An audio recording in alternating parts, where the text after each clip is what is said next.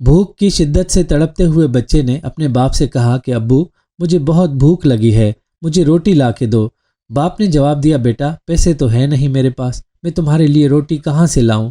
بچہ درد بھری آواز میں بولا کہ ابو جان، اگر آج بھی مجھے کھانے کو کچھ نہ ملا تو میں بھوک سے مر جاؤں گا۔ یہ سن کر باپ کا کلیجہ تڑپ اٹھا اور وہ بولا کہ نہیں بیٹا، ایسی باتیں نہیں کرتے، میں تمہیں کچھ نہیں ہونے دوں گا، میں تمہارے لیے کہیں سے کھانے کا بندوبست کرتا ہوں۔ یہ کہتے ہوئے وہ گھر سے نکل پڑا اور اپنے محلے کے چودھری صاحب کا دروازہ کھٹکھٹایا۔ چودھری صاحب بڑی ہی ٹھاٹھ سے اپنے گھر کے صحن میں بیٹھا ہوا تھا۔ اس نے اس غریب شخص کو اندر بلایا اور اس کے آنے کی وجہ پوچھی۔ وہ بڑے ہی درد بھرے لہجے میں بولا کہ چودھری صاحب، میرا بیٹا پچھلے کئی دنوں سے بھوکا ہے، خدا را میری مدد کرے، میرے پاس آٹا تک نہیں ہے۔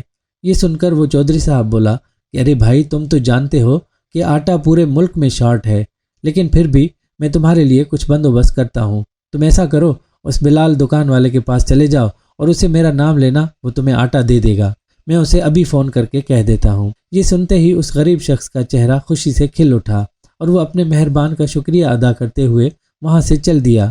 وہ سیدھا اس دکان والے کے پاس پہنچا اور اس چودھری صاحب کا حوالہ دیتے ہوئے بولا کہ بھائی، انہوں نے مجھے آپ کے پاس بھیجا ہے کہ میں آپ سے آٹا لے لوں، انہوں نے شاید آپ کو فون کر کے کہا ہو۔ دکاندار بولا کہ نہیں بھائی، مجھے کسی نے فون نہیں کیا، لہٰذا میں ایسے مفت میں آپ کو آٹا نہیں دے سکتا۔ وہ آدمی دکاندار سے اصرار کرتے ہوئے بولا کہ بھائی، مجھے آٹے کی اشد ضرورت ہے، اس لیے مہربانی کر کے مجھے تھوڑا آٹا دے دیں۔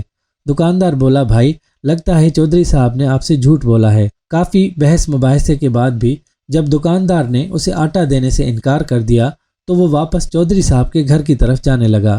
وہاں پہنچ کر اس نے دروازے پہ دستک دی اور چودھری صاحب کے ملازم سے پوچھا کہ کیا چودھری صاحب گھر پر ہیں؟ ملازم نے کہا کہ آپ یہاں رکو، میں گھر سے پتہ کر کے آتا ہوں۔ ملازم گھر کے اندر گیا اور چودھری صاحب سے کہا کہ وہ شخص جو تھوڑی دیر پہلے یہاں آیا تھا وہ باہر آیا کھڑا ہے اور آپ کا پوچھ رہا ہے۔ یہ سنتے ہی چودھری صاحب کے ماتھے پہ شکن آ گیا اور وہ بولے، یہ پھر آ گیا، اسے مانگنے کے علاوہ اور کوئی کام نہیں، تم ایسا کرو اسے جا کر کہو کہ میں گھر پہ نہیں ہوں۔ ملازم نے اسے آ کر بتایا کہ چودھری صاحب تو گھر پہ نہیں ہے، وہ تو کسی کام کے سلسلے میں شہر چلے گئے ہیں۔ یہ سن کر اس شخص کے چہرے پہ مایوسی کے بادل چھا گئے۔ اس نے ایک لمبی سرد آہ بھری اور بوجھل قدموں سے گھر کی طرف لوٹ گیا۔ گھر پہنچا تو دیکھا کہ اس کا بیٹا چارپائی پہ لیٹا ہوا تھا۔ وہ بولا کہ بیٹا، یہ دنیا بہت ظالم ہے، یہاں کوئی کسی کے کام نہیں آتا۔ جب اس کے بیٹے نے کوئی جواب نہ دیا تو اس نے اسے جھنجھوڑا تو اسے معلوم پڑا کہ وہ تو مر چکا ہے۔ وہ دھاڑے مار مار کر رونے لگا کہ آج بھوک کی وجہ سے اس کا بیٹا اس دنیا سے چلا گیا۔